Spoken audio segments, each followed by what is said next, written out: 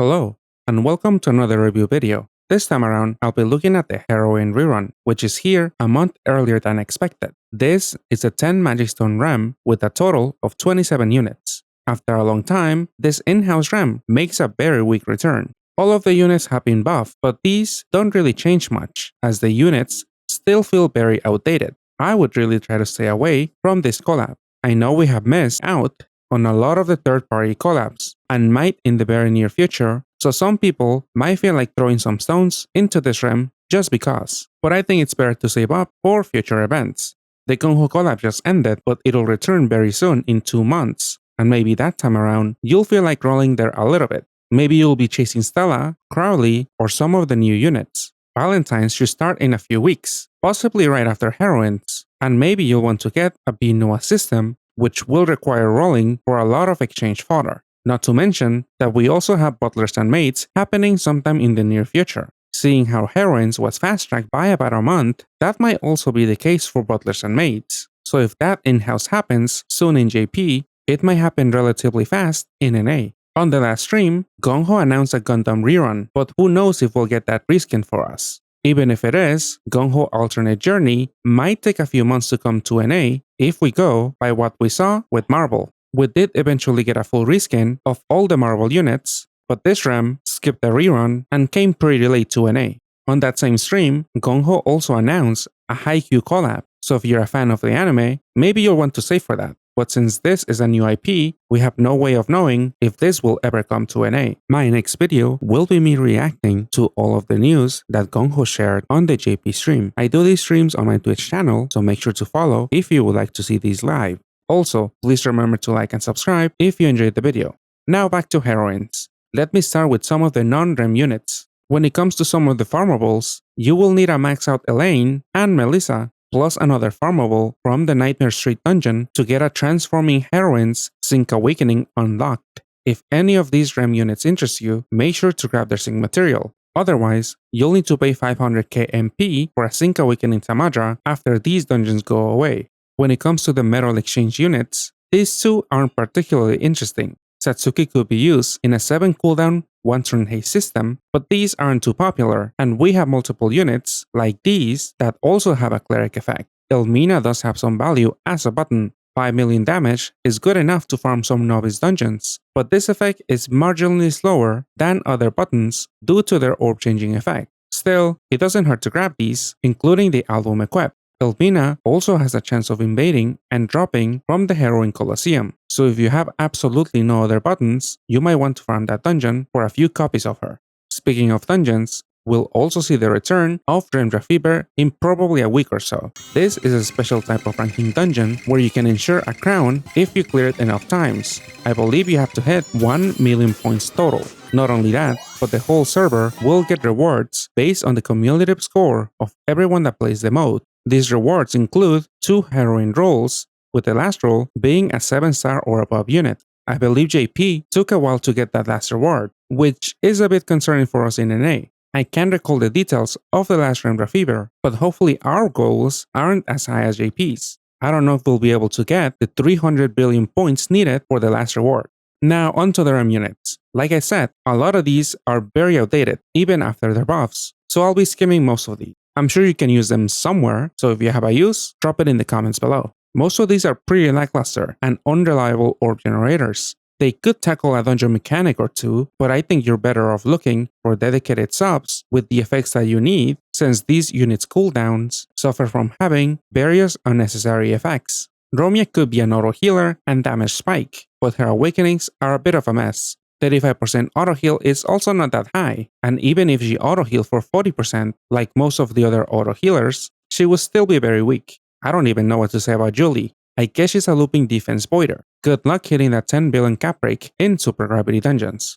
Barbara has a high chance of hitting the 15 billion cap against devils and machines, but her active skill cooldown is way too long to be useful. At least her equip could be decent enough to cover awakenings in some ranking dungeons. Meridionales might be a bit easier to work with. Her cooldown is still on the long side for an attribute and damage absorption voider, but she can bring 6 skill boosts, and maybe the bonus combos might help against some combo debuffs. Usually the Evo is a bit better than the base, but in this unit's case, trading the 2 skill boosts for some damage awakenings that won't make much of a difference is a big L. Pono is pretty useless. She might be able to deal some damage in a dark PvP team, but that active skill is really not doing anything for dark teams, as most of the dark units break their own damage caps right now. That might change later on, but by then, we'll have way better dark cap breakers. Erika is decent if you want a long-lasting combo buff, but this one only adds 2 combos. So if you have someone like Kanao, you won't have much use for Erika. Navi and Elganubi can be looping shields. Navi will require you to have some other haste unit in the team though, since she doesn't loop by herself. Both Navi Evos can definitely patch holes in a team or bring a lot of bulk and serve as a 7x6 base. Elganubi can also add some utility with her 4 Ls or hard L, and the +2 combos could help save some matching time in some semi-soybean teams like Accelerator and Celti. Oria was recently used in the last NA ranking due to her Heartbreak and Absorption Voiding active skill, but she might not see much use until another very niche situation arises. Her active skill does condense Cleric and Voiding effects, but unless you run her in a Rainbow team, she's not gonna be up that often. Linnell is the only remaining 5-star in the REM. Her active skill can cap break all of your team 50% of the time, but unfortunately, this unit doesn't provide much else. Her equips used to be alright for rankings or farming purposes. Maybe you can still use the first equip for some rankings, but I am skeptical, since nowadays, double takoyakis on equips are not that rare. The next few units in the speedround are exchangeable for GFEs and some Heroine units, but I wouldn't trade for them in this day and age.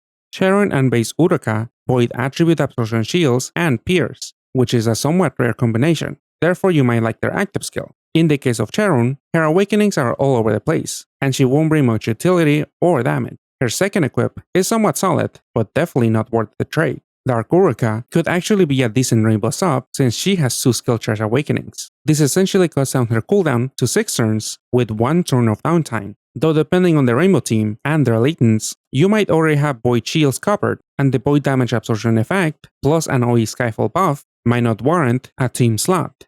Like the farmable metal Ilmina, the REM variant can also be a decent button. She deals 2 more million damage, but still has that orb changing effect. The Light Evo has a pretty stacked active skill, but since it does so much, the cooldown is 8 turns, which is pretty high. Elmina does have a story Evo, meaning you can only Evo her with the rare material that you get from completing the story dungeons. Usually, you can only get 1 of that material, so be careful if you are evolving her, as you won't get the material back if you decide to de-evo her. Planar and Dorna might be the better traits out of these units, since I think I've actually used them before. Maybe not so much when it comes to Planar's base and Evo, since their cooldown is a bit high and her awakenings are a bit of a mess. I mainly recall using her brooch on transforming units whenever I needed the cross awakening, but Pat Island's Fujin's fan is a much better option if you have her. Her Dark Evo doesn't really have a home and won't for the foreseeable future. The less than 50% HP archetype is non-existent at the moment. Her active skill will also be useless in this team HP heavy meta. Usually, you get hit and then a walking bound, but after losing all of your team HPs, you will most likely end up above 50% HP, and thus be unable to even activate Planar's Cleric active skill. This might also even happen if you get a walking bound and then hit. Take for example this team in SN5. We are pretty much required to run units that drop you to less than 50% HP to guarantee meeting her conditions. And again, this playstyle is essentially dead at the moment. Dorna was an okay option when piercers were more commonly used, so she might not see any use at the moment, especially considering that her active skill that lasts for 2 turns on a 5-turn cooldown has a lot more competition nowadays. At least her Evo could be a decent source of skill boost with her Hard L, and the other active skill effects could come in pretty handy. Her Fire Evo's Absorption Voiding active skill lasts for 2 turns on a 4-turn cooldown, which is really good for a non-transforming unit, though unfortunately, she has to keep you a pesky cloud to balance this active skill. But the way power creep is moving, this will continue to age very badly. Chakiel is exchangeable and could be a decent root cleric. That is, if you're willing to overlook her really high cooldown. She might not be all that useless, especially in some of the newer dungeons where you can delay a lot of lores. Her active skill got buffed, and it now creates 8 nail orbs. For those that are unaware, when you match each nail orb, you'll deal 1% of the total enemy's HP. So this might enable teams with low FUA damage to deal with problematic super resolves. Shahil's Water Evo does have a decent damage multiplier, but I don't think this Evo has a home at the moment. The Water and Wood TPA archetype is not very strong at the moment, especially in NA, as JP at least has Peter Pan or Isagi. Shahil does have a 1-turn cooldown, so that means you can turn her into a looping shield or equip her with other similar looping equips. Her equip does have really good awakenings, but unfortunately, it also has that 1-turn cooldown active skill. This mainly goes for the Wood Evos, but Shahil is the only old heroine that I've seen some use in some JP teams. Unfortunately, these are ice teams, which we might not get access to if we miss out on GA Bunko. Kureha is exchangeable for GFEs and heroine units. She was used back in the day with Alfred, but she is not relevant at the moment. Kureha's active skill is a quick way of bypassing attribute and damage absorption shields, while also generating some fire and light orbs. The downside of this is the lack of heal orb creation, which most certainly will require running another orb generator or an auto healer. To get her full damage potential, you'll need to stack rows and match BDPs, which will be very difficult since her leader skill requires you to match both light and fire orbs. If you add heal orbs into the mix, you will struggle to deal much damage or do a lot of healing. She has a pretty solid leader skill, but she won't be able to accomplish much in the newer dungeons. Her second equip adds a lot of bulk, and those new OEs that she just got are pretty solid, but I would say that this unit is not worth the exchange this time around.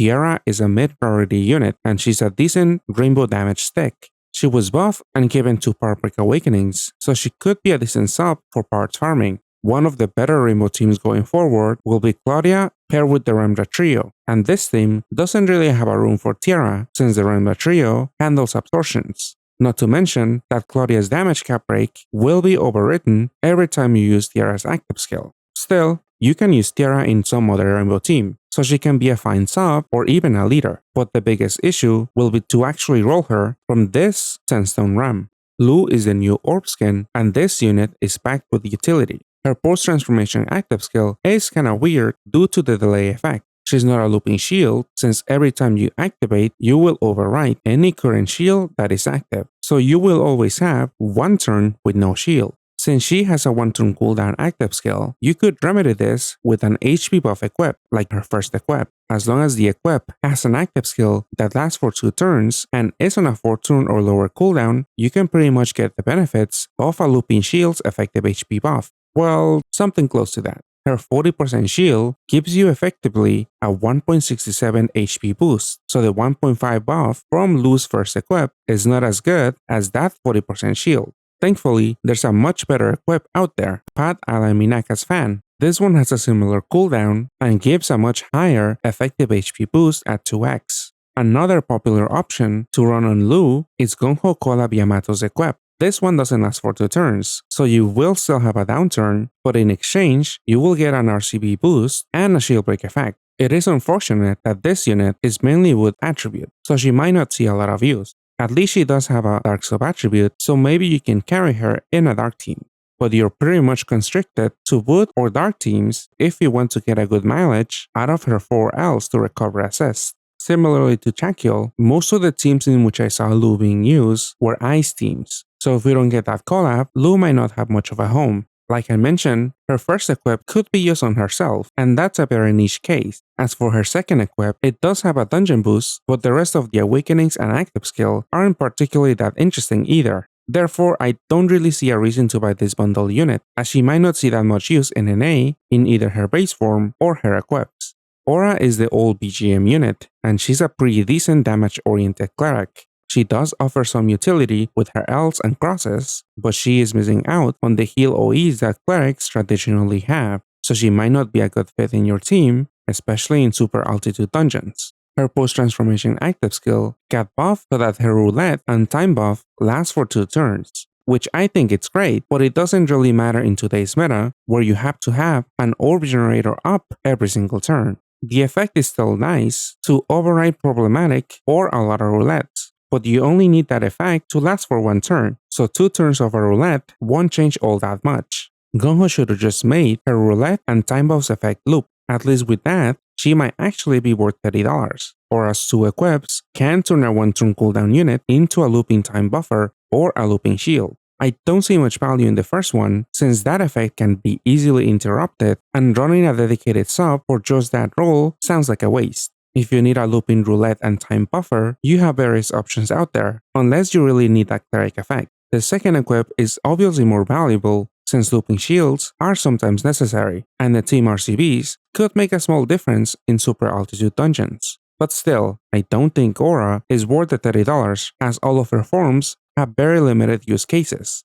Pattie is an old orb skin unit and she now has 6 team HP awakenings. She was an incredibly useful sub, especially when units like Daywolf were meta. But now, maybe not as much, since we have a lot more attribute and damage absorption voiders with similar cooldowns. And some of these aren't even transforming units like Evo's Aura. Obviously those team HPs can still provide a lot of equip flexibility in a team, but outside of that, Pattie is not as outstanding as she once was. There's the active skill competition like I mentioned, and also the fact that she only has 2 elves. 4 turns of assist removal are pretty common nowadays, and 5-turn debuffs are starting to show up here and there like in SN5. So to deal with those, with Pattie, you will be required to match at least 2 elves. That might be pretty difficult if you throw in Thorns and Super Altitude into the mix, or if you run an orb generator that doesn't give you a set number of orbs. I do admit that I am being a bit nitpicky on Pattie, but it's only added up since I remember using her in a lot of teams. Pattie can still be an indispensable sub with all of those team HPs. Her equip on the other hand is not particularly useful, and it never really was, since the active skill can pretty much kill you nowadays, since you'll be delaying your orb generators or other units. It does add a good amount of bulk, but this equip wouldn't be my first choice for anything. If you don't have Pattie from previous runs, I understand if her bundle looks very tempting due to the utility on the base form, but even taking those into account, I still think that she's not worth the $20 today.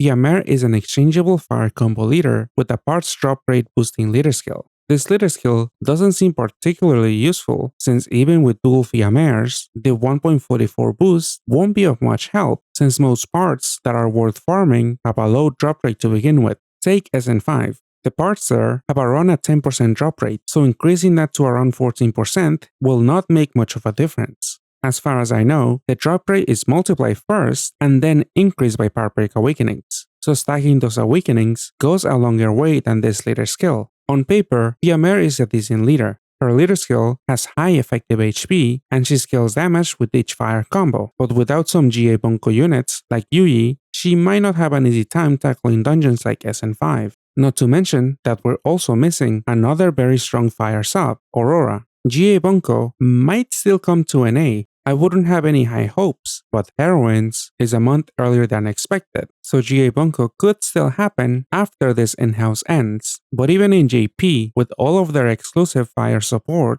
Fiamare didn't make much of a splash. She can still tackle some of the endgame, but obviously that's gonna be way harder for us in NA. Fiamare is pretty much her own best pairing, but that means that this team might struggle in dungeons where you need a high raw HP stat. Her teams usually include 3 copies of this unit so that you can system their orb generation active skill. So if you do want to assemble her teams, you will want to get at least 2 copies of her. Fiamare's first equip can help in her own teams since pre-transformation, she requires at least 10 fire orbs to be on the board. But this equip doesn't really offer any effective skill boost, so even if you're running her teams, you might want to run something a little better, like Enigma's fire equip. Fiamare's second equip is probably even more niche. It has a good mix of utility and damage, and due to the true gravity effect and effective skill boost, this could be useful in a farming setup, though if you only care about the gravity and the skill boost, then you could go with the quote-unquote farmable Senchoga's equip.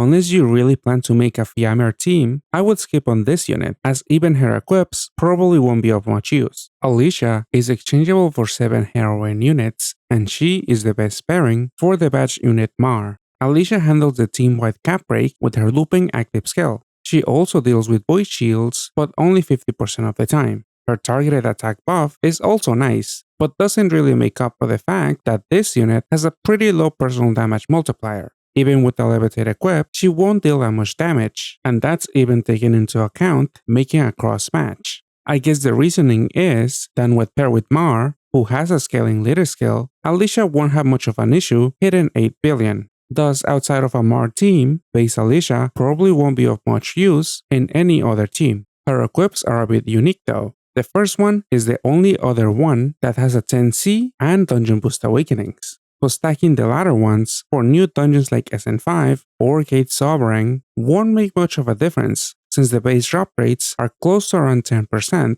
and these awakenings only give an increase of 2%. The equip would be more useful if the active skill were a button or a haste, but overall this equip is still kinda solid. The second equip adds physical type, which might matter for SN5, and the Fortune Haste can always definitely help to transform other units on turn 1. There's also a chance that this might come into play on a ranking dungeon since it gives a fixed board. Another similar equip was Etemon's, but as far as I know, that one hasn't been used in any ranking team, so this equip might not be used at all in any ranking dungeon. If you want to make a Mar Alicia team, you might want to exchange for one Alicia and get at least 2 Mars, because otherwise, without this unit, you would need to get at least 3 Mars on your side to complete the team. If you don't care about this team, I think you can skip this unit since again, the base form is probably not gonna be used in any other team, and her equips are not that interesting. Dungeon boost equips will be needed if Gung-Ho keeps releasing dungeons where drops are not guaranteed, so I'm sure these equips with Dungeon Boost Awakenings will see more demand very soon, but just by knowing that, Gung-Ho is bound to release better Dungeon Boost equips in hopefully a much better REM. And when it comes to Alicia's second equip, at the moment, we do have other various Fortune Haste equips. So if you have a deep monster box, this is probably not an interesting equip.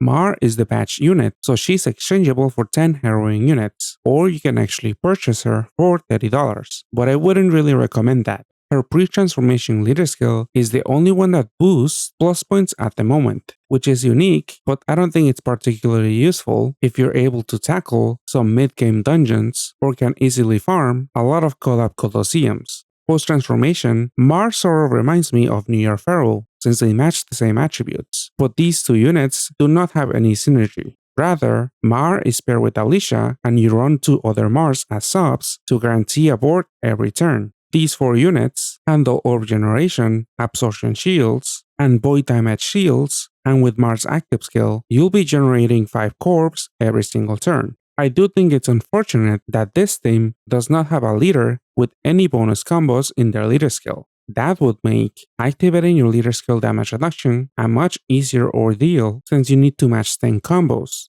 and in some situations, that might be a bit of a problem. For example, in super altitude dungeons filled with thorns, you will most likely have to move a lot to match those 10 combos. Maybe you won't be able to match all the corps from Mars' active skill if you're trying to avoid thorn orbs, and since this pairing doesn't give you a significant recovery boost, you might also be unable to heal all that much. The team only has 2 free slots, one of which will most certainly be a cleric, and the other one will need to patch any holes that you have in the team. These being recovery and time debuffs, and board shrinks. Ordeal Amaterasu is commonly used as a cleric for this team, and she does cover a lot of bases with her active skill, but things will get messy when you need these effects back to back. For example, in SN5, in floor 6, you will need either the time buff or the cleric effect, but then on floor 7, you'll want the board expansion, and on floor 8, you might need a time buff again. SN5 is still within this team's reach, but you pretty much need Chibi Stella as the last sub, so if you don't have that unit and want to tackle the latest dungeons, this team might not be for you. Mars equips do have pretty solid awakenings, especially the second one. If you have any fodder from previous Heroine events, you might feel like exchanging for her second equip. I actually do dislike the 10 corps that it'll give you, but the awakenings and active skill are both really solid. 100 stones for each Mar is still very pricey, so I would think about the exchange very carefully, as you'll need to roll a lot in Heroines to get enough fodder for a single Mar, or even worse, a full Alicia and Mar team. Armida is a rainbow unit that you can exchange with 7 Heroine units. She can pair with Claudia, but her 5 effective HP is lower than other options like Gino or the REMdra trio. Armida is still a pretty decent sub for Claudia teams, as this unit is a looping shield that can also handle board shrinks and problematic roulettes. If you decide to pursue a Claudia team, definitely pick up Armida since usually those teams will be running 2 Claudias and 2 other orb generators, so you'll only have 2 other free slots, and one of those will obviously be a cleric, so you pretty much only have 2 slots to counter different mechanics. There's not that many other looping shields that also handle bullshings, and out of those, Armida is the only one that gives you a roulette and a team-wide attack boost. Sure, the roulette is only for 1 turn, and usually with rainbow teams, you would prefer this to be a looping roulette, but at least Armida will help against enemies that give you hazard roulettes. Her equips aren't too remarkable though. The first one can't even turn a 1-turn cooldown unit into a looping shield, since the effect would need to last for 8 turns, or its cooldown needs to be lowered to 6 turns. I guess this could work if you have some units with a haste active skill. The second equip does add a lot of damage and could turn a non-rainbow unit with a high damage multiplier into a great Claudia sub. Regardless, if you do see value in the base or the equips, I would only get 1 copy of Armida at most. Most of the time with equips, you want something that adds a little bit more bulk.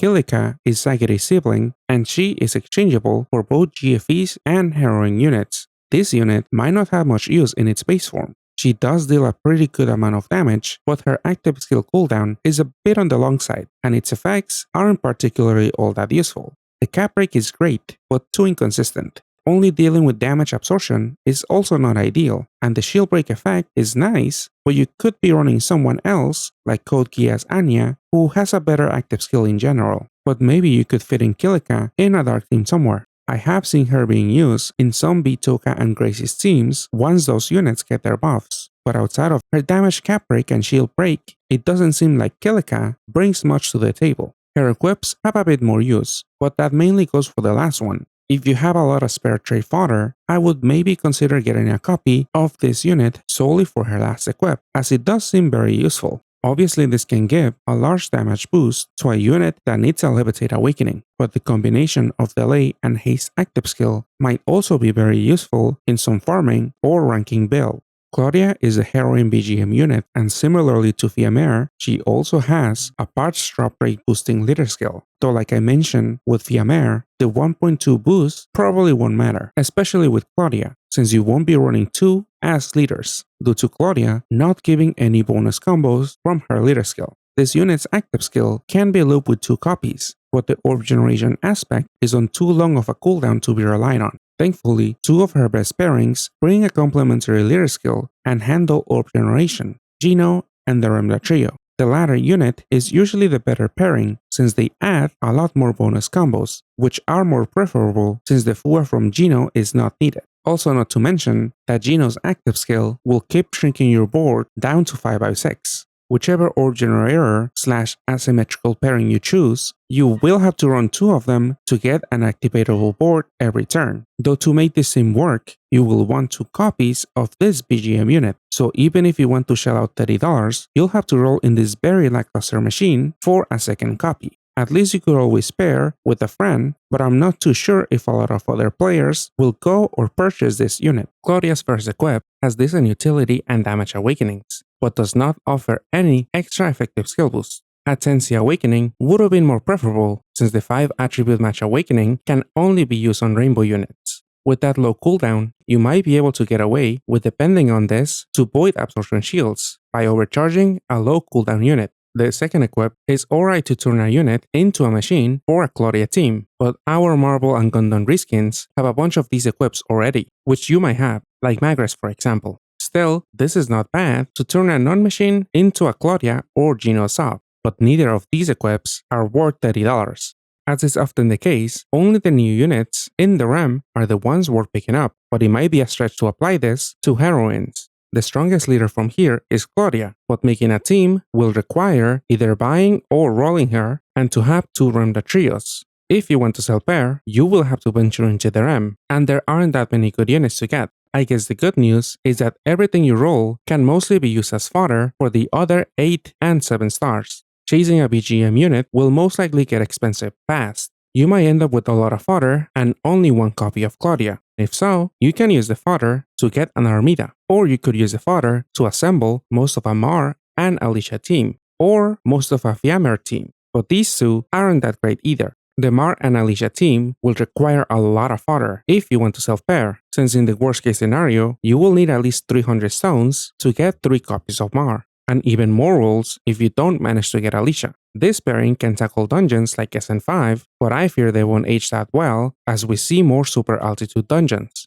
These teams also don't have a lot of flexibility since they only got 2 free slots. Someone like Cordial Amaterasu can be an amazing sub, but if a lot of dungeon mechanics are present back to back, this team will struggle or require a lot of styling. Fiamare teams are in limbo right now, since most of the better fire subs that have come out in JP are from collabs that are absent in NA. Maybe we'll get GA Bunko, but I wouldn't get multiple Fiamares in the hopes that that comes to pass, especially so if you already have a strong team to tackle the latest dungeons. Lu is in the same camp as Fiamare, since she would want Ice from GA Bunko to come to NA. And even if she does, most Ice teams don't even use Lu, so this bundle unit, along with the others, will not provide much value. Pattie can still be a pretty strong sub, but she didn't get any buffs that would make her more appealing, like being given 2 more Ls or a shorter cooldown. As with Lu, Aura might not see much used. Damage-oriented clerics are not that popular, so I doubt that the base and equips will see much use. Very rarely do I actually bother to turn a 1-turn cooldown unit into a looping shield, and if that were the case, I would most likely go with Crusader's equip, since team HPs are way more valuable. Obviously there might come a situation where you need or a second equip, 3 skill boosts, and team recoveries. Or maybe you have concrete plans for any of these 3 bundle units, but I think these units' futures are not so bright. They'll probably just sit collecting dust in your monster box without JP exclusive support or might be overshadowed soon by other units. Apart from Kilika, nothing else stands apart from the REM, and thankfully this unit is exchangeable for GFEs, so you can still obtain her without touching the Heroine REM. That is true for the other 7-star exchangeables, but I struggle to see an immediate use for them. Maybe Chakil is another good option since you can do some funny nail shenanigans, and delays are pretty useful at times. Let me know if you think differently. I would love to hear your thoughts. I'll definitely be skipping this in-house REM, and I'll be saving for future events. Most likely, I will exchange for Kilika since I like her last equip, but will only do so after getting all my free heroine rolls to avoid using my GFE stockpile. Hopefully we do get GA Bunko, and if we do, I feel like I'll be fine without chasing Lu or Fiamare. From that collab, I am mainly interested in Belle and Ice teams, and even though the latter could use Lu, I'll manage to survive without these heroine units. Valentine's, Gung-Ho collab, Pat Cafe, aka Meiran Butlers, a possible Gundam Riskin rerun, and even a 20 Magic Stone Super Gadfest are in the near future. So even if there's nothing to roll in the upcoming weeks, because Gung-Ho loves to deprive NA of third-party collabs, there's still going to be other REMs that will require heavy investments very soon, so I wouldn't waste anything on heroines. Thank you guys for watching, and a special thanks go out to Aegis Number 1, and Awkward Panda, Breastfeeding Obama, Dark Silencers, and Hello Derpy for supporting the channel. I'll see you guys next time. Goodbye.